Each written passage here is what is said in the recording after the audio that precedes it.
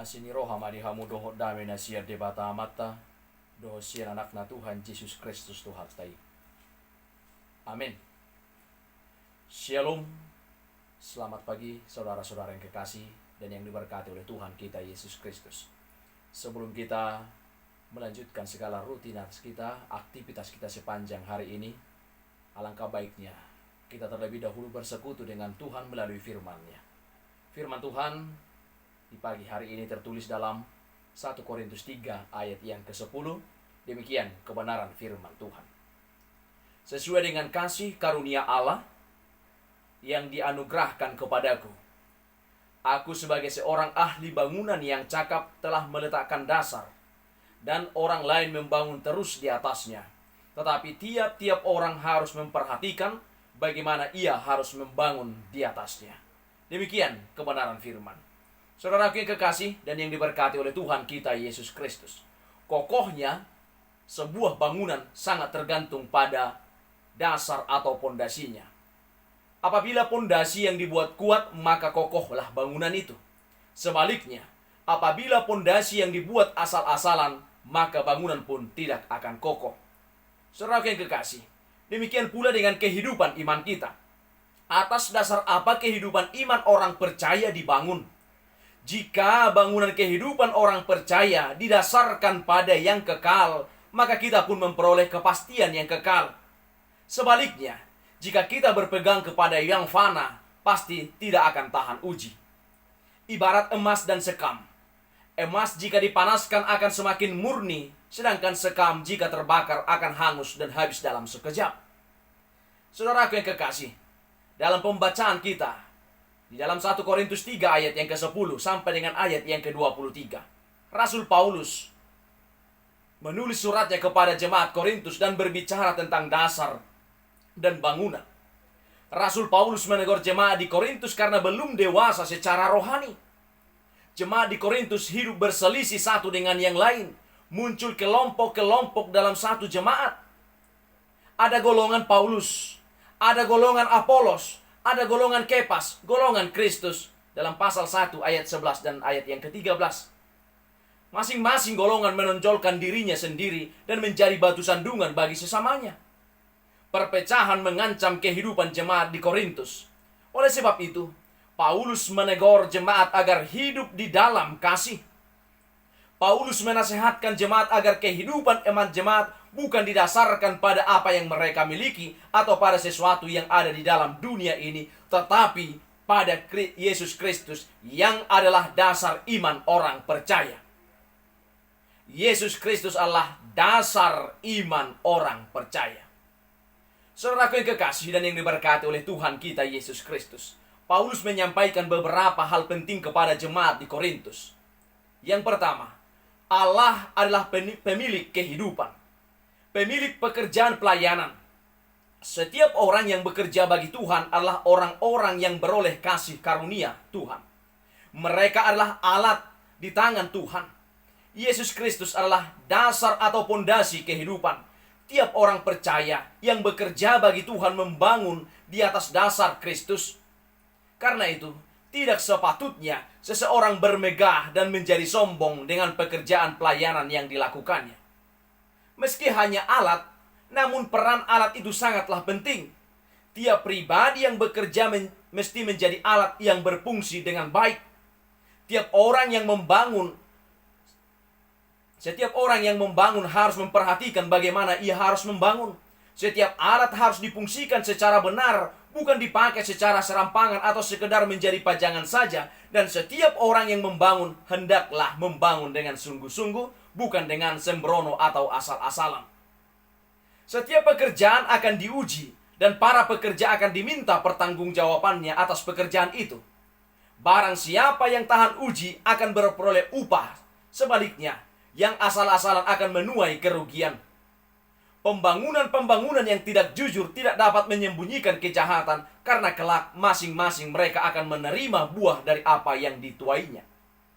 Saudara yang kekasih, kehidupan orang percaya adalah bait Allah, milik kepunyaan Allah. Karena itu kehidupan orang percaya mesti dijalani dengan hikmat Allah, bukan dengan kebodohan dunia ini. Saudaraku, memaknai berita firman Tuhan bagi kita hari ini, maka saya bagikan sebuah kisah untuk kita. Seorang tukang bangunan yang sudah tua berniat untuk pensiun dari profesi yang sudah ia geluti selama puluhan tahun. Ia menyampaikan rencana tersebut kepada majikannya. Sang majikan sebenarnya masih membutuhkan tenaganya, namun ia tidak bisa memaksa, maka sang majikan menyampaikan permintaan terakhir kepada si tukang. Ia meminta tukang itu untuk sekali lagi membangun sebuah rumah sebagai karya terakhir si tukang. Bangunlah sebuah rumah. Buatlah yang terbaik dengan seluruh kemampuanmu. Kamu bebas membangun dengan semua bahan terbaik yang ada, demikian kata sang majikan. Saudara yang kekasih, dengan berat hati, si tukang memenuhi permintaan majikannya. Ia bekerja dengan membangun rumah itu, tapi semua dikerjakan dengan asal-asalan.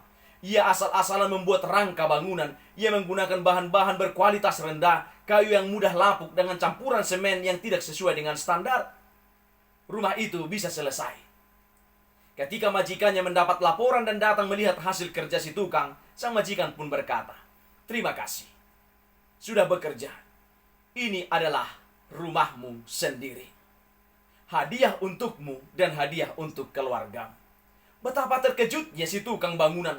Ia sangat menyesal. Dalam hatinya ia berteriak, "Kalau sejak dari awal ia tahu bahwa rumah ini akan menjadi milikku, maka aku pasti akan membangunnya dengan sungguh-sungguh, menggunakan bahan-bahan terpilih dan menggunakan bahan-bahan terbaik serta yang berkualitas tinggi." Tapi sayangnya semua sudah terlambat. Si tukang bangunan memenuhi apa yang ditaburnya sendiri. Ia harus tinggal di rumah yang ia bangun dengan asal-asalan. Saudaraku yang kekasih, di dunia ini kita sedang membangun rumah kehidupan kita masing-masing. Apakah kita sedang membangun dengan sungguh-sungguh atau dengan asal-asalan? Apakah kita menggunakan bahan-bahan bangunan yang terbaik atau yang jelek? Sebagai manusia kita mengakui tidak sedikit dari kita yang menjalani hidup dengan asal-asalan. Kita hidup menurut keinginan hati sendiri tanpa menyadari bahwa hidup adalah anugerah Tuhan. Hidup hanyalah sementara. Kita bekerja asal-asalan, yang penting dapat gaji. Kita mengejar keuntungan. Kita melayani kalau ada waktu saja. Kita hidup menurut kemauan kita dan melakukan apa saja tanpa takut akan Tuhan. Tanpa kita sadari, sesungguhnya kita sedang memakai bahan-bahan bangunan yang mencelakakan diri kita sendiri pada akhirnya. Renungkanlah. Hari ini, jika Tuhan masih memberikan kesempatan bagi kita, bahkan di tengah-tengah pandemi COVID yang belum berakhir sampai saat ini, jika kita masih sehat, saat sudah banyak orang-orang yang kita kasihi sudah meninggalkan kita, masih banyak orang yang bergumul dengan kesakitan, masih hidup kita masih bertahan sampai dengan saat ini, bukankah itu sebagai mujizat? Syukurilah kesempatan hidup. Selama masih ada waktu, kerjakanlah segala tanggung jawab dalam rumah tangga, dalam pekerjaan, dalam pekerjaan kerjakanlah dengan sungguh-sungguh. Kerjakanlah dengan cara-cara hebat sesuai dengan potensi yang Tuhan beri. Allah menilai mutu kehidupan dan pekerjaan kita. Pekerjaan baik akan mendapatkan upah. Pekerjaan yang tidak bermutu akan diabaikan dan akan dibinasakan. Saudara yang kekasih, hidup ini tak abadi. Jadi bangunlah rumah kehidupan kita dengan sungguh-sungguh. Hidup ini tak abadi. Jadi bangunlah rumah kehidupan kita dengan sungguh-sungguh. Ingatlah bahwa tubuh kita adalah bait Allah. Jadi jalani hidup dengan benar, dengan kelakuan yang berkenan di hadapan Tuhan.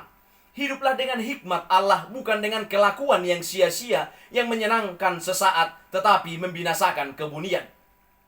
Berpeganglah pada yang kekal, bukan kepada yang fana. Allah adalah dasar kehidupan. Jika kehidupan kita dibangun di atas dasar Kristus, maka sehebat apapun badai kehidupan menghantam kita, rumah kehidupan kita akan tetap kokoh. Dan dalam Kristus yang kekal, kita pun akan menikmati kehidupan yang kekal bersama-sama dengan Dia. Tuhan Yesus memberkati. Amin. Mari kita bersama berdoa di dalam doa Bapa kami. Bapa kami yang di sorga, dikuduskanlah namamu. Datanglah kerajaan-Mu. Jadilah kehendak-Mu di bumi seperti di sorga. Berikanlah kami pada hari ini makanan kami yang secukupnya. Dan ampunilah kami akan kesalahan kami, seperti kami juga telah mengampuni orang yang bersalah kepada kami. Dan janganlah membawa kami ke dalam pencobaan, tetapi lepaskanlah kami daripada yang jahat. Karena Engkau yang punya kerajaan, dan kuasa, dan kemuliaan sampai selama-lamanya. Amin. Anugerah dari Tuhan kita Yesus Kristus, kasih dari Allah Bapa, dan persekutuan dengan Roh Kudus, itulah yang menyertai kamu sekalian. Amin.